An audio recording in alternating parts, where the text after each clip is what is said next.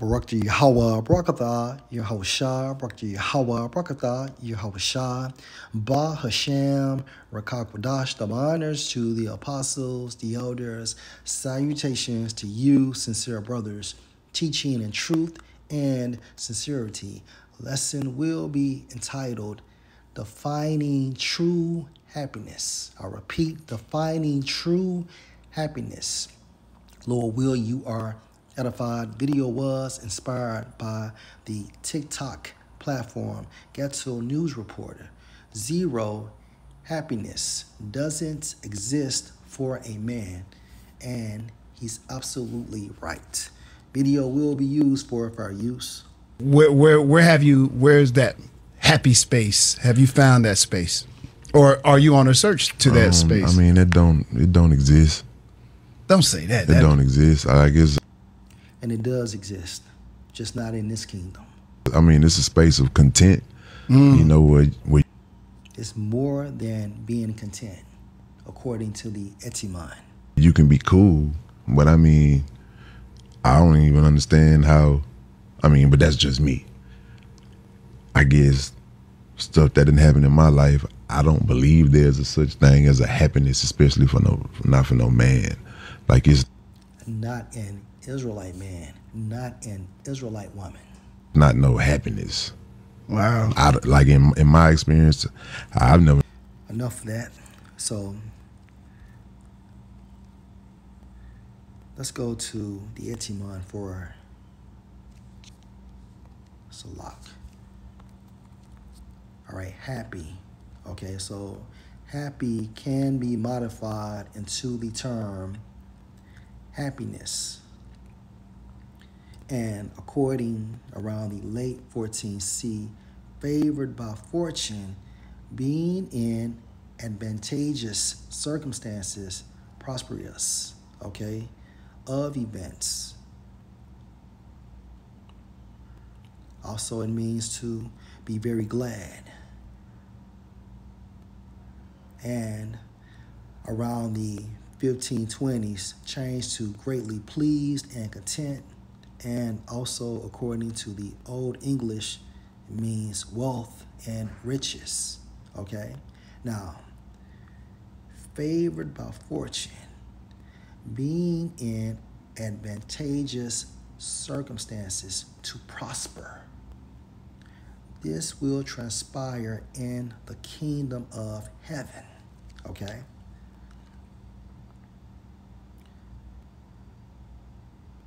Let's go to Deuteronomy 28:1. And it shall come to pass, if you shall listen diligently unto the voice of Yahweh your power, to observe and to do all his commandments which I command you this day, that the Lord power, or let me say it like this, that Yahweh your power will set you on high above all nations of the earth. This will be exercised in the kingdom of heaven. Okay, verse 2. And all these blessings shall come on you and overtake you, if you shall listen unto Yahweh. Salakia, let me read that again. And all these blessings shall come on you and overtake you, if you shall listen unto the voice of Yahweh your power. This will transpire in the kingdom of heaven because of the full activation of the new covenant. Hebrews 8:7.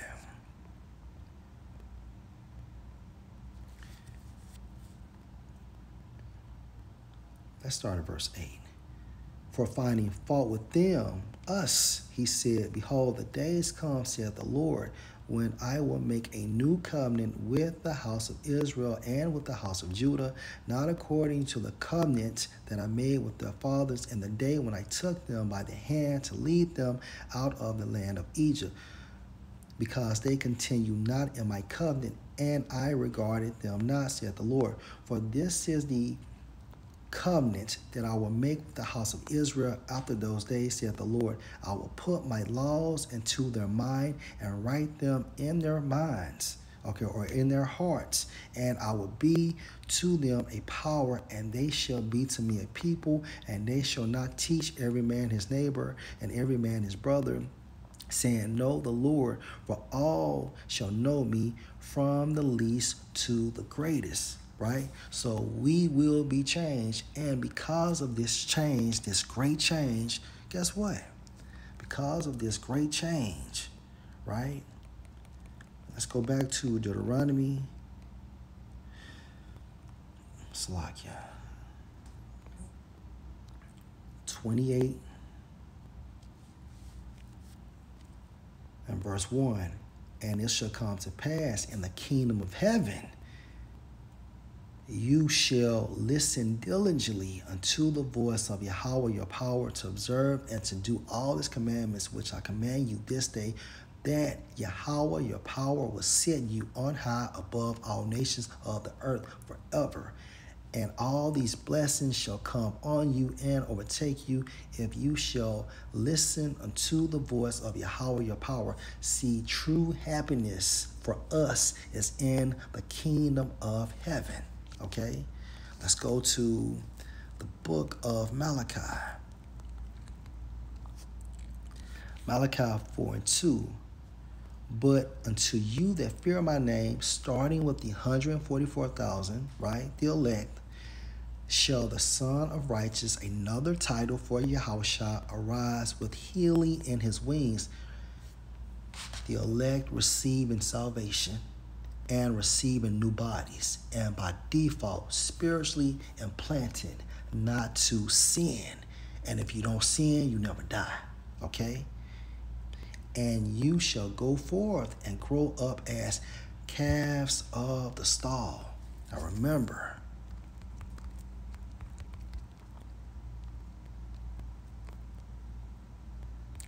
Isaiah 47 and verse 3.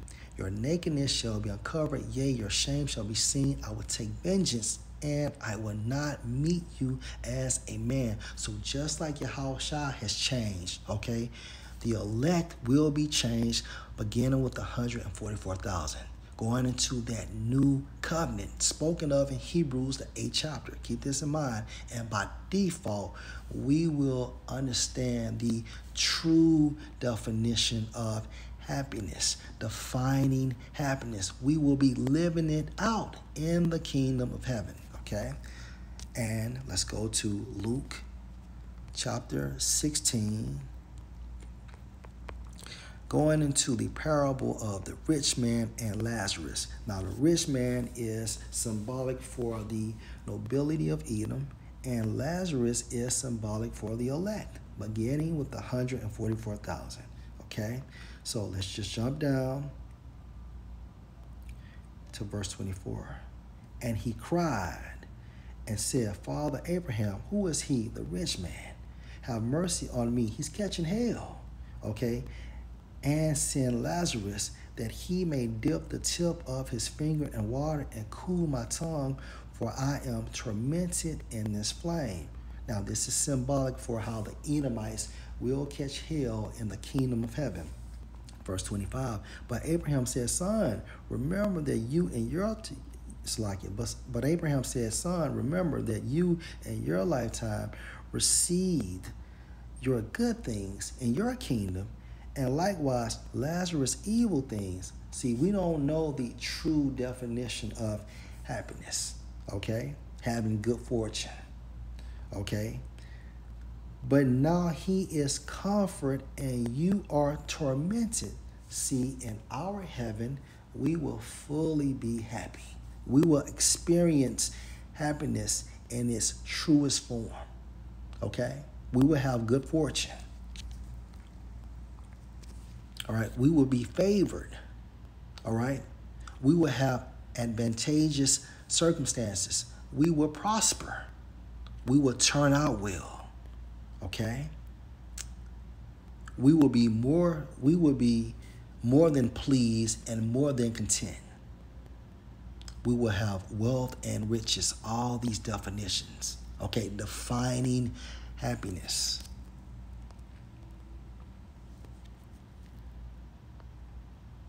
And now he is comfort and you are tormented. Let me see what they have for comfort.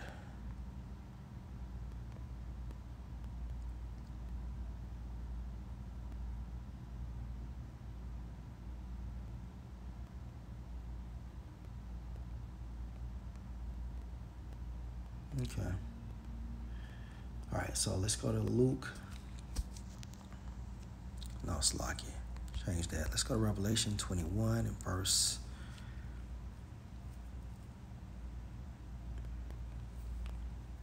1. And I saw a new heaven and a new earth going into the kingdom of Israel, or the kingdom of Yahushua. For the first heaven and the first earth were passed away. Talking about the destruction of Esau's rulership. And there was no more sea. Right. All these other nations will abide by the rules and regulations of the scriptures. Verse 2. And I, John, saw the holy city, New Jerusalem, coming down from the Most High out of heaven, prepared as a bride adorned for her husband. So what goes up must go down. See, the elect will be saved, okay, utilizing that fathership, okay? And then at the appointed time, the elect will come back down on earth, okay? Saved from what? The second death, or the second coming of Yahushua. Verse 3. And I heard a great voice out of heaven saying, behold, the tabernacle of the Most High is with men, Israelite men, okay? Beginning with the 144,000. And he will dwell with them, and they shall be his people, and the Most High himself shall be with them and be their power. This further proves what? That the new covenant will be fully activated in the kingdom, okay? Verse 4, and the Most High shall wipe away all tears. When you investigate wipe away in the Greek, it goes into pardon sin, okay? Remember, Yahushua is bringing what? Healing in his wings, okay? And so from that point on, once we're changed, Lord will the elect, right? We will know the true meaning of happiness. Okay, and the Most High shall wipe away all tears from their eyes, and there shall be no more death, neither sorrow nor crying, neither shall there be any more pain, for the former things are passed away. Right, the former things going to Esau's rulership, which was hell for Israelite men, women, boys, and girls. Okay, and also where proved that was the parable of Lazarus. So let's go into a very important component, which is the Comforter. John 14. And we are truly blessed because we have something zero doesn't have. And Lord will, the Comforter remains. And this is Yahushua speaking. But the Comforter, which is the Holy Spirit, whom the Father will send in my name. So that shows you that Nate doesn't have the Comforter. He shall teach you all things and bring all things to your remembrance, whatsoever I have said unto you. Okay? Peace I leave with you because of this Comforter. My peace I will give unto you via the Comforter. Not as the world gives, give I unto you. Let not your mind be troubled, neither let it be afraid. Is that the one? Okay. Yeah, that's good.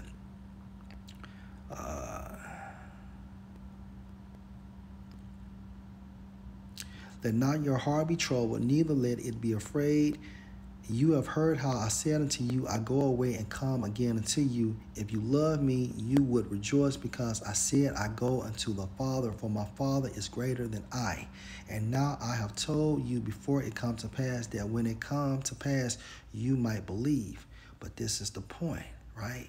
Yahushua left us the Comforter, right?